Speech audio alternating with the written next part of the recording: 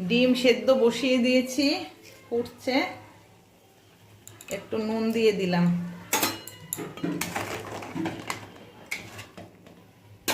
আলু কেটে রেখেছি, আলুটাও ডিমের মধ্যে দিয়ে দেবো এখন, সেদ্ধ হয়ে যাক। নতুন আলু তো, কারণ নাহলে একটু থাকে, শক্ত শক্ত থাকে, সেই কারণে সেদ্ধ হোক। আজকে আমি তোমাদের সঙ্গে একটা অন্য ধরনের ডিমের রেসিপি শেয়ার করব, ঠিক আছে?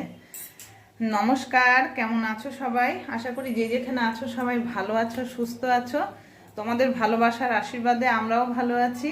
দেবযানী ডেলি ব্লগ চ্যানেলের নতুন একটা ব্লগে তোমাদের সবাইকে অনেক স্বাগত জানিয়ে তোমাদের সবাইকে সঙ্গে নিয়ে আজকের এই ব্লগটা স্টার্ট করছি। সারাদিন তোমরা আমার সঙ্গে থেকো, আশা করি ভিডিওটা ভালো লাগবে। কেমন?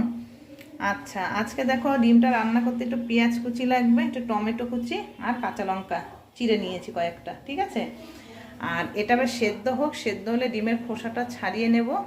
তারপর কিভাবে রান্নাটা করব, আজকে রসুন আদা ছাড়া, পেঁয়াজ শুধু সামান্য একটু পেঁয়াজ কুচি দিয়ে খুব সাধারণভাবে আজকে এই ডিমের রেসিপিটা আমি তোমাদের সঙ্গে শেয়ার করব।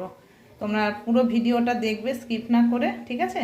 তা চলো এবার রান্নাটা কি করে করি সেটাই তোমরা দেখতে থাকো। ডিম আলু সেদ্ধ হয়ে গেছে, এবার গ্যাসটা অফ করে এগুলো ঢেলে নেব, ডিমগুলো ছাড়িয়ে নেব। এই ডিমগুলোতে সব ছাড়িয়ে নুন হলুদ মাখিয়েছি, এদিকে আলুতেও নুন হলুদ মাখিয়ে নিয়েছি। তেল দেখো গরম হয়ে গেছে, এবার ডিমগুলো ভেজে নেব।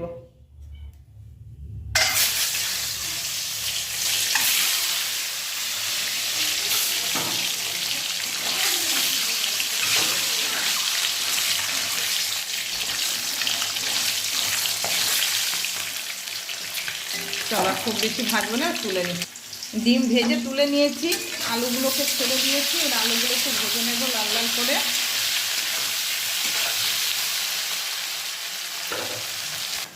এই দেখো বন্ধুরা, আলুটা আমার লাল লাল করে ভাজা হয়ে গেছে, আর আলুটা আমি তুলে নেব। দিলাম একটু, যেহেতু তেল লাগবে, এবার একটা এলাচ আর দারচিনি একটু ফাটিয়ে দিয়ে দিলাম। এবার এই পেঁয়াজগুলো সব দিয়ে দেবো।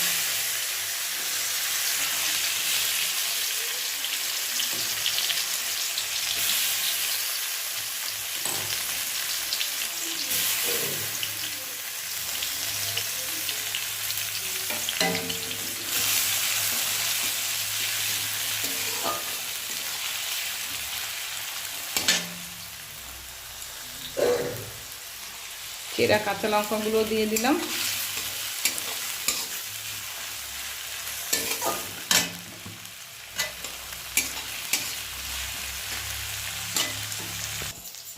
ফোড়নটা দিতে ভুলে গেছি, একটা শুকনো লঙ্কা, তেজপাতা আর একটু গোটা জিরে,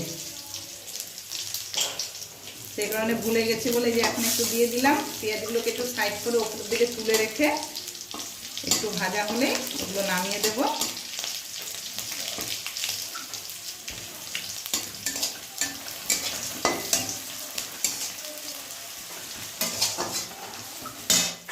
এবার এই টমেটোটা দিয়ে দেবো।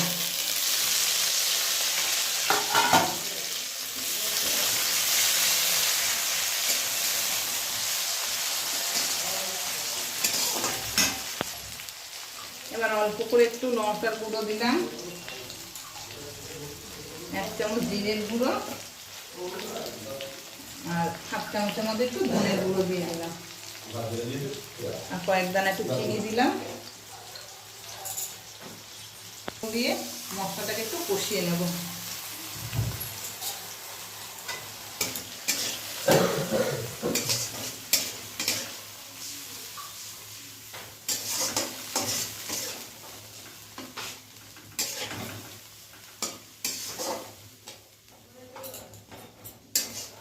মশলাটা কষা হয়ে গেছে ভালো করে, এবার আমি পরিমাণ মতো জলটা দিয়ে দেবো ঝোলের জন্য।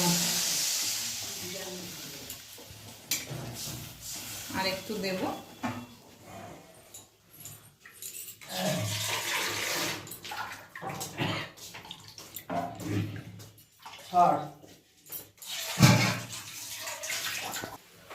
ঝোল একদম ফুটে উঠেছে, এবার ডিম, ভেজে রাখা ডিম আর আলুগুলো দিয়ে দেবো ঝোলে সব।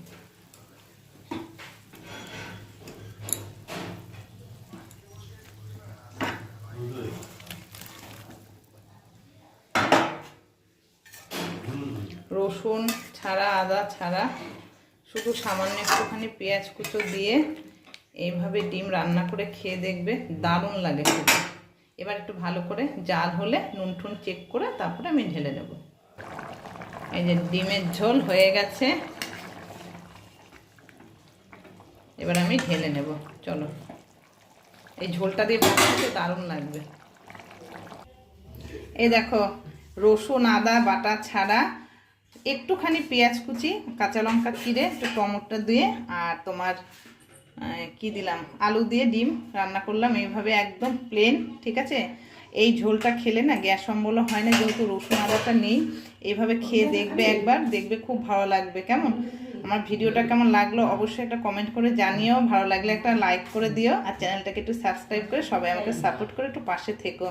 তাহলে চলো, আজকের মতো সবাইকে টাটা।